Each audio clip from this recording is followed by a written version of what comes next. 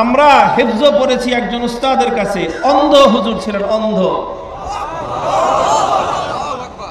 শাইখুল হাদিস রহমতুল্লাহি আলাইহি শুধু দিনের দিক থেকেই বড় ছিলেন তা নয়, পৈতৃক সূত্রে তিনি ধনী মানুষ ছিলেন, সম্পদশালী মানুষ ছিলেন।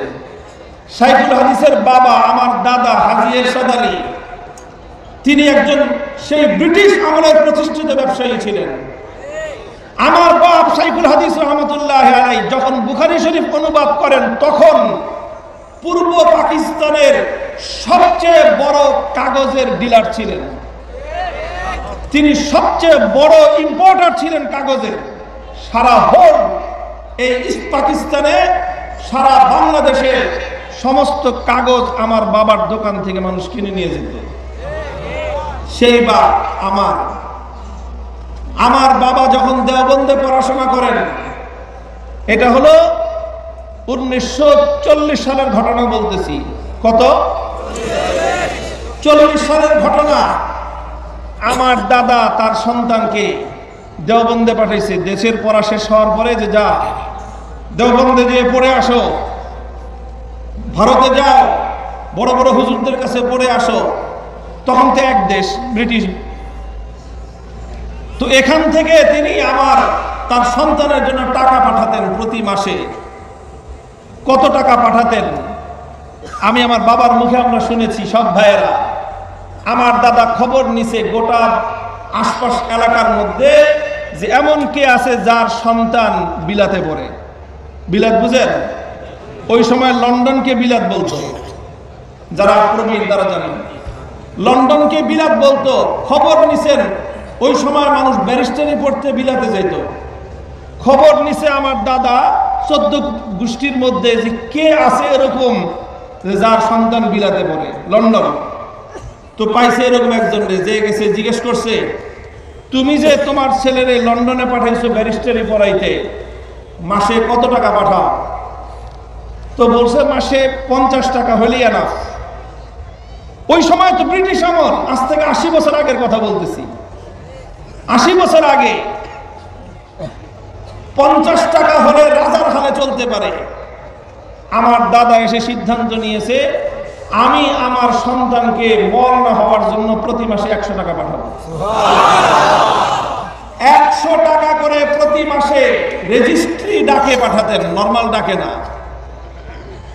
আজিজুল হকের নামে যখন 100 টাকা নিয়ে যেত দেওবন্দের পোস্ট অফিস, এটার মধ্যে হালচাল হয়ে যেত যে 100 টাকা পাঠায়, এটা কোন শিল্পপতি, কোন বাপের টাকা। একটা মানুষের তখন চলার জন্য মাসে 5 টাকা যথেষ্ট ছিল। একদম সাবলীল ভাবে 5 টাকা দিয়ে ভালো ভালো বড়লোক এবং আপনার ফ্যামিলির যারা ধনাঢ্য ফ্যামিলির ছেলেরা অনেকেই পড়াশোনা করতো। মাসে কত খরচ? 5 টাকা। ওই যুগে আমার দাদা তার সন্তানের জন্য পাঠাইতেন 100 টাকা। 100 টাকার প্রয়োজন আছে এই জন্য না, তার মনের মধ্যে একটা কথা ছিল, ইলমে দ্বীনের প্রতি একটা আজমত ছিল যে তুই বেটা তোর সন্তানকে যদি ব্যারিস্টারি পড়াতে 50 টাকা দিতে পারোস, আমি আমার সন্তানকে কোরআন হাদিস পড়ানোর জন্য 100 টাকা দিব। সেই বাপের ঘরে জন্ম নিয়েছি। আমার বাপ যখন ঢাকায় মাদ্রাসায় পড়তে আসছে, মাদ্রাসায় বড়কাটরা মাদ্রাসায় পড়তে আসছে, আমার দাদা বলছে, বাড়ি ছিল ব্রাহ্মণবাড়িয়া, ছেলে ঢাকায় থেকে পড়াশোনা করবে।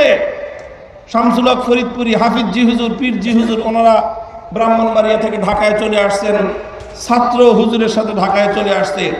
দাদা বলছে, পোলা ঢাকায় থেকে পড়বে, কষ্ট হবে, বাড়ির মাদ্রাসার কাছে বাড়ি কিনছে। এই যে চকবাজার সোয়ারিঘাটে আমার দাদার কেনা বাড়ি ছিল, আমার বাবা যেন বাড়ির থেকে মাদ্রাসার কাছাকাছি থেকে পড়াশোনা করতে পারে। এই গল্পগুলো গাল গল্প শোনানোর জন্য বলতেছি না, বলতেছি সেই বাবার ঘরে। তারপরে আমার বাবা নিজে এত বড় ব্যবসা করেছেন।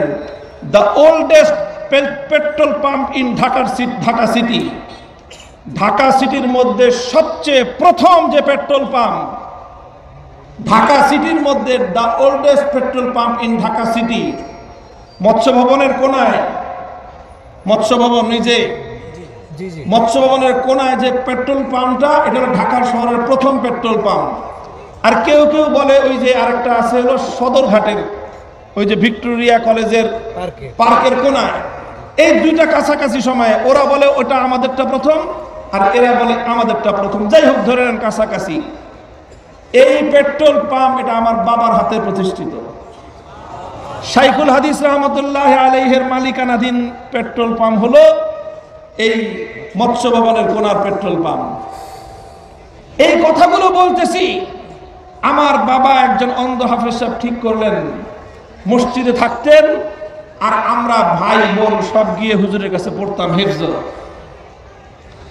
হুজুরের খাবার আমাদের বাসা থেকে যেত, খাবার অন্য কেউ নিলে চলতো না।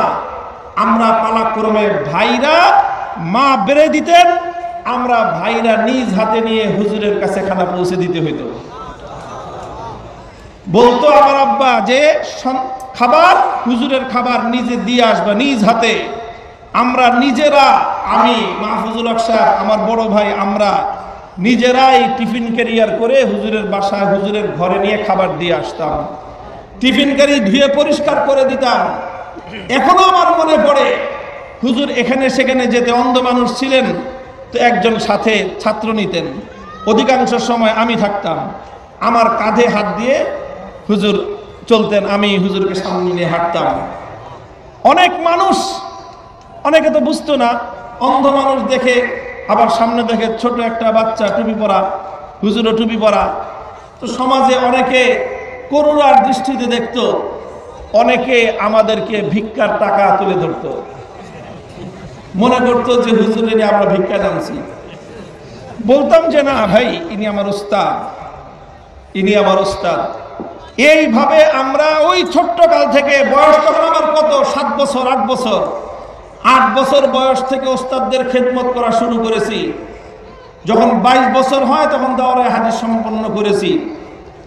শেষ পর্যন্ত আমরা খেদমত করি। শুধু এটা আমার গল্প না, আমাদের কওমি মাদ্রাসার প্রত্যেকটা ছেলের ইতিহাস এই। আমি 22 বছর পর্যন্ত আমার ওস্তাদের সেবা করেছি। এখন আমার ছাত্ররা আমার জুতা ধরবার জন্য জীবন দিতে প্রস্তুত। মিয়া, তুমি তো খালি দূর থেকে দেখছো বাতাস করে, খালি বাতাস করে না,